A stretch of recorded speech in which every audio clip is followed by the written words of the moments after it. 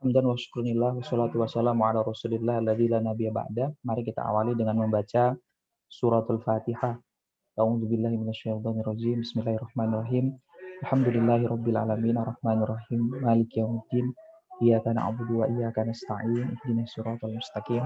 Siratal ladzina an'amta 'alaihim ghairil maghdubi 'alaihim waladdallin. Amin. Teman-teman yang saya banggakan, terima kasih atas kehadiran dan partisipasinya, walaupun ini mungkin terkesan mendadak karena memang kemarin saya sudah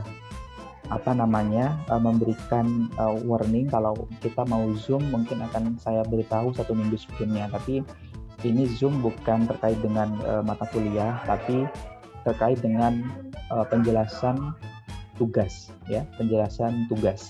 Nah, karena kemarin saya banyak mendengar dari teman-teman di kelas kalau tugasnya teman-teman juga sudah sangat banyak, sehingga tugas-tugas yang semula ingin saya berikan pada setiap minggunya itu mungkin saya tiadakan, namun langsung dikonversi menjadi tugas yang nantinya pada akhir semester teman-teman saya minta untuk melakukan penyusunan handbook, ya.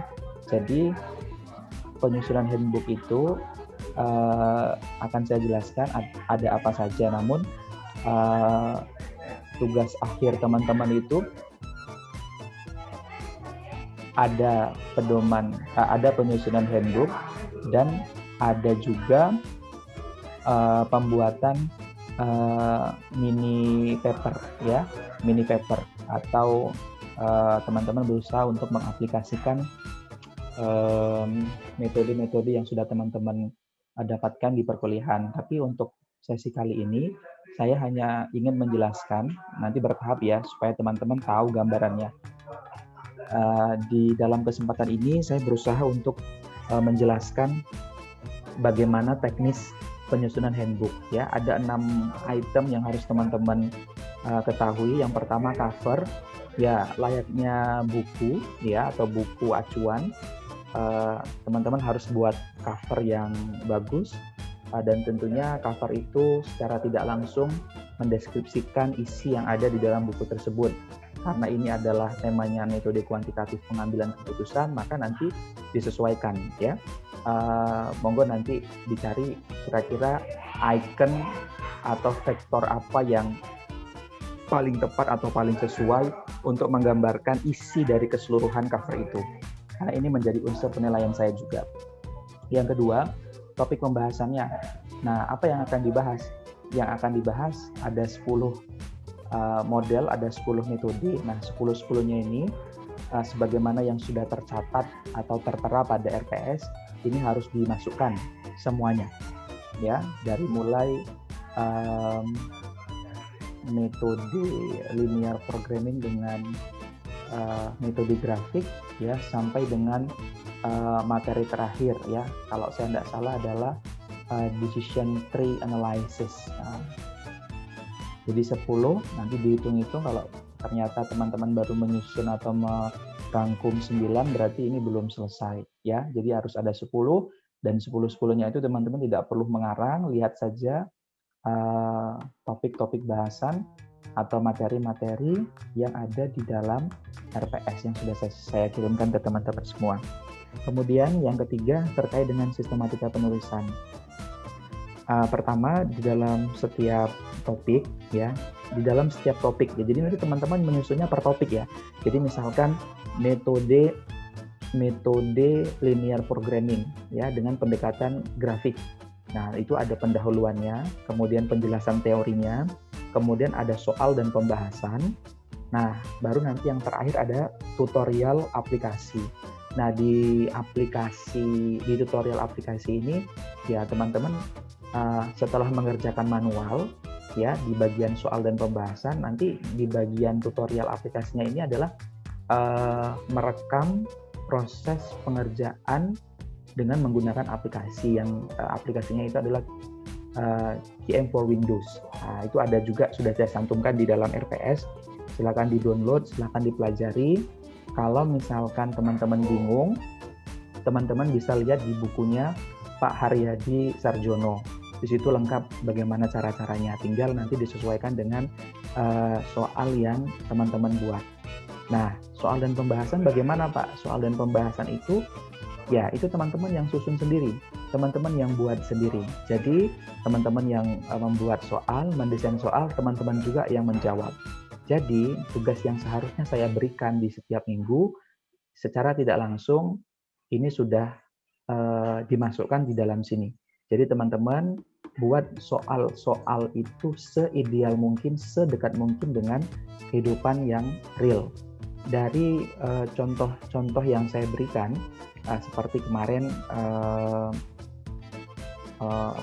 suka roti atau mungkin suka mebel, itu kan saya berusaha untuk mendekatkan teman-teman ke hal-hal yang sifatnya real. Jadi tolong nanti ketika teman-teman menyusun soal atau membuat soal itu dibuat sedekat mungkin dengan hal-hal yang real. Jadi seolah-olah memang ini adalah kejadian yang real seperti itu, sehingga namanya, CV-nya, namanya, instansinya atau lembaganya, kemudian contoh-contoh di dalamnya itu kalau bisa ya sedekat mungkin ya dengan kehidupan nyata seperti itu. Kalau misalkan kemarin contohnya metode linear programming dengan pendekatan simplex ya, karena itu kan yang paling membedakan kan kalau grafik itu untuk 2 produk, kalau yang metode linear programming itu lebih dari 2 produk. Ya cari misalkan, ini ada bakpia A, ada bakpia B, ada bakpia C. Ya tinggal nanti ya jangan bakpia ABC ya, tinggal diapain lah, dikasih nama yang lebih bagus lagi ya. Diusahakan jangan A, jangan B, jangan C, jangan D, ya langsung saja A itu misalkan Andi, B itu misalkan Bedu, ya C itu misalkan Caca gitu ya. Jadi diusahakan membuat soalnya itu seril mungkin dengan kehidupan yang nyata ya. Semuanya harus diketik dan di layout dengan baik. Oke. Kemudian aturan penulisan ini saya tulis ya lengkap. Aturan penulisannya apa? Ada font Arial, kemudian ukurannya 12.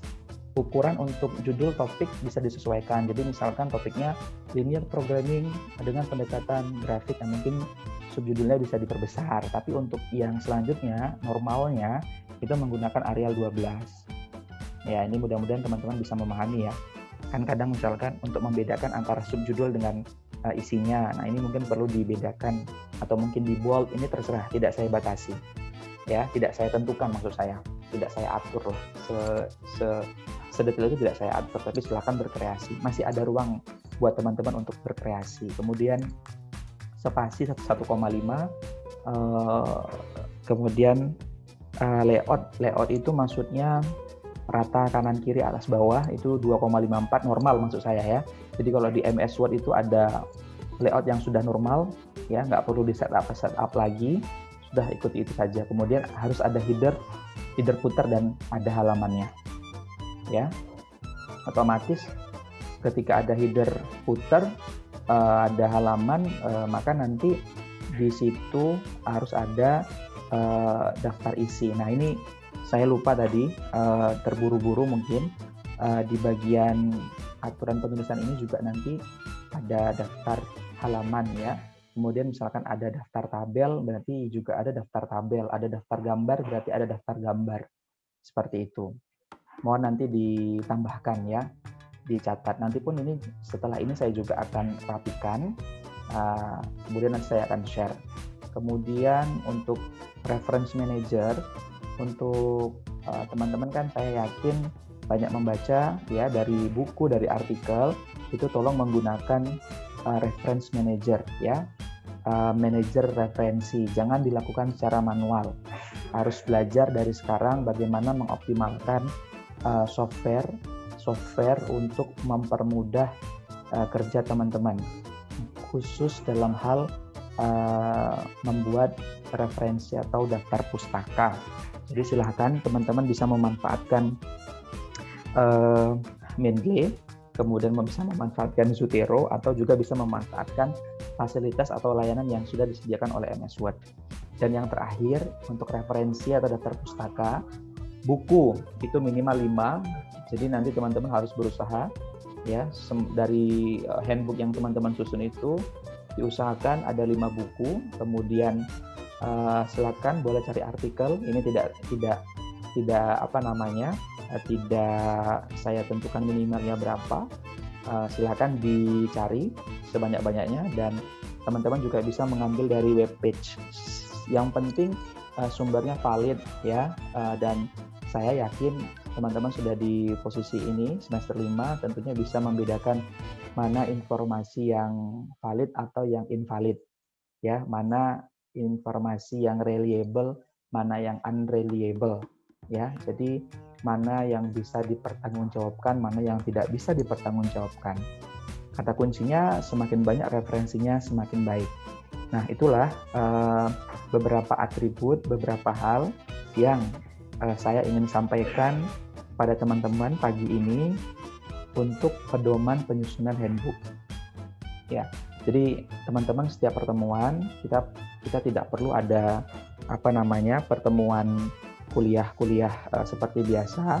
Cukup nanti dari teman-teman presenter yang akan membuat videonya, karena sebelum mereka juga buat video juga ada review dari saya, sehingga insyaallah itu sudah merupakan yang terbaik yang coba dibuat oleh teman-teman tim presenter pada setiap minggunya, sehingga jatah atau kuota ketemuan Zoom itu mungkin bisa dialihkan untuk kepentingan yang lain.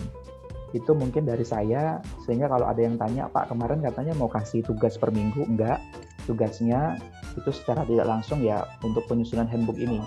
Jadi biar nggak 2 kali kerja teman-teman. Kalau semula kan saya ingin setiap habis materi ada tugas seperti itu ya. Nah, sementara nanti di penyusunan handbook teman-teman juga harus meresum, kemudian ada soal, kemudian ada pembahasan, kan berulang-ulang. Jadi lebih baik disitulah teman-teman sambil menyusun soal, sambil kemudian belajar. Silakan teman-teman bisa lihat tipe soal yang ada di buku. Tapi ingat, jangan sama persis dengan yang ada di buku, ya, apalagi angkanya. Mungkin ceritanya, narasinya mungkin bisa dibuat kurang lebih sama, ya. Tapi kalau angkanya saya minta tolong ini berbeda, ya. Kalau teman-teman itu ambil sama dengan apa yang di buku atau sama yang ada di artikel-artikel, itu sangat mudah untuk melacaknya, dan tentunya saya tidak don't appreciate it ya, saya tidak mengapresiasi itu, dan tentunya ini kesalahan yang fatal ya, karena teman-teman sudah melakukan plagiasi. Maka coba teman-teman belajar melakukan paraphrase ya, tanpa mengurangi substansi atau kualitas informasi yang ada di sumber bacaan tersebut ya. Kalau misalkan teman-teman mengambil dari sumber referensi yang valid, jangan lupa juga dicantumkan ya, biar teman-teman tidak dianggap sebagai plagiat seperti itu, karena plagiat itu adalah dosa akademik yang paling besar ya, yang mungkin bisa diampunkan tapi mungkin agak susah dimaafkan. Gimana tuh bahasanya? Diampuni bisa tapi tidak dimaafkan. Nah, oke, gitu dulu mungkin dari saya. Ada pertanyaan mungkin? Silakan kalau ada pertanyaan. Saya buka sesi pertanyaan.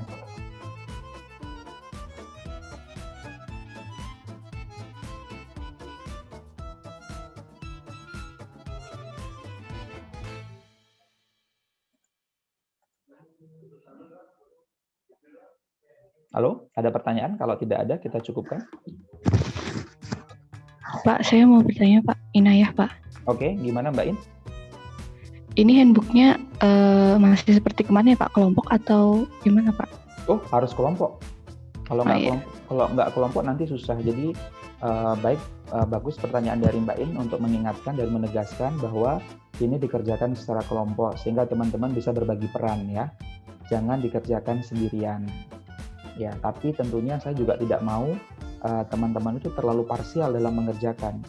Ya, harus ada komunikasi, harus ada koordinasi. Monggo nanti pembagian tugasnya seperti apa, silahkan. Misal, ya contoh aja ini ya, contoh misalkan kan ada 10, teman-teman misalkan ada 4, ada 5 gitu ya, udah dibagi 10 bagi 5, 22 gitu kan dibahas. Atau mungkin setiap topik, ya udah kamu pendahuluan, kamu soal pembahasan, kamu yang tutorial, silakan. Monggo nanti job description-nya itu disepakati di internal kelompok masing-masing. Tapi tadi terima kasih Mbak In mengingatkan bahwa semua penyusunan handbook, baik penyusunan handbook maupun mini paper, itu semuanya harus dikerjakan secara kelompok seperti itu. Karena ini banyak ya. Gitu. Silahkan teman-teman sudah dewasa belajar menghargai pekerjaan orang lain dan belajar menghargai orang lain juga. Seperti itu. Ada lagi? Baik, Pak. Terima kasih, Pak. Ya, sip.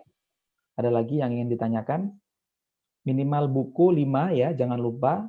Ini atau mungkin teman-teman Pak terlalu sedikit gitu, saya tambahin lagi mungkin 10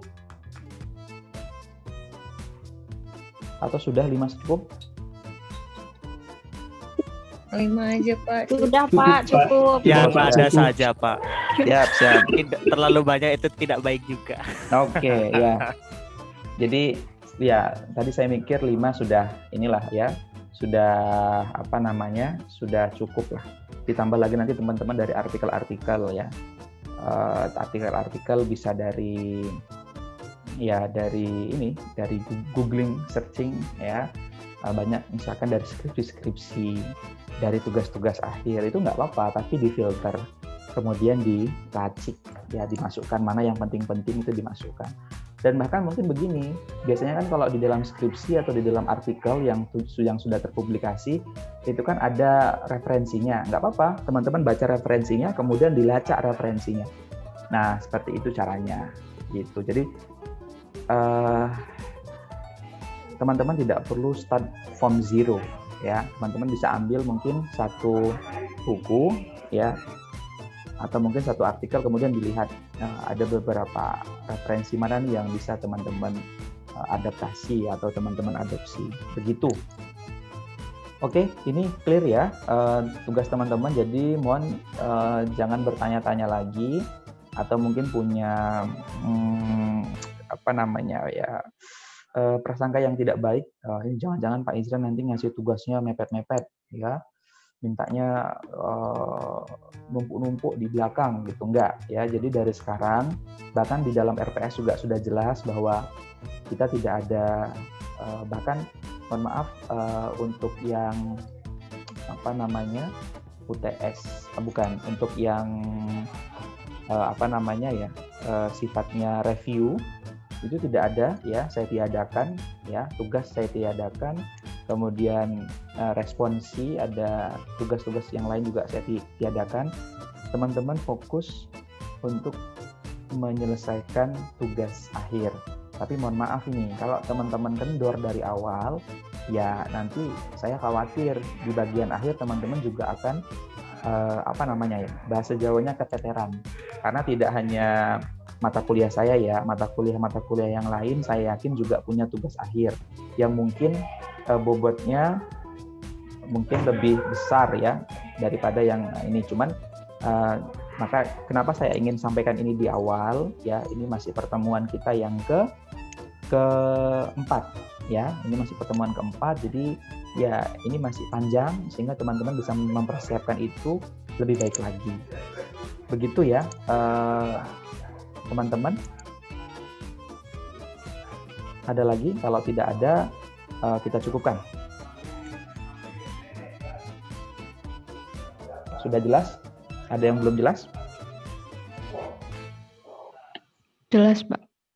Oke. Insya Allah jelas Pak. Ya Allah Pak. Ya. Insya Allah Pak. Oke, terima kasih ya. Jadi kita saling support ya. Kita saling support. Saya juga ingin teman-teman juga selalu sehat. Teman-teman juga bisa mendapatkan manfaat.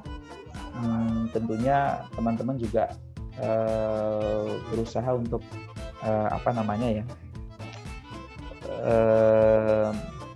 bertanggung jawab ya, bertanggung jawab. Jadi kalau misalkan presentasi ya bertanggung jawab, ada review ya ada review, diusahakan ya ikut seperti itu ya, karena kan cuman satu semester satu kali ya kita review ya, teman-teman juga presentasi satu kali. Jadi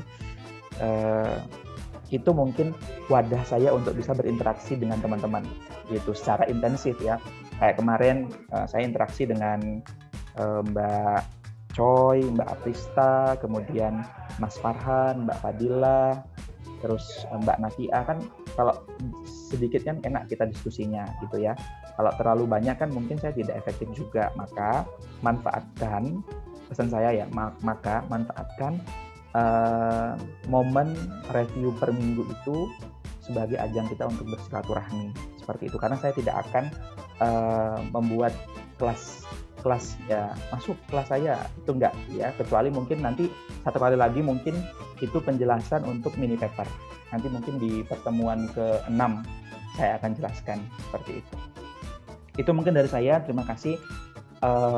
Mari kita akhiri dengan hamdalah. Alhamdulillahirabbil alamin. Alhamdulillahirabbil alamin.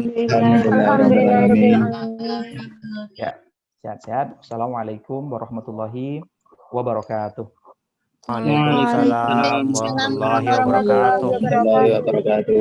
Oke ya, saya lihat ya.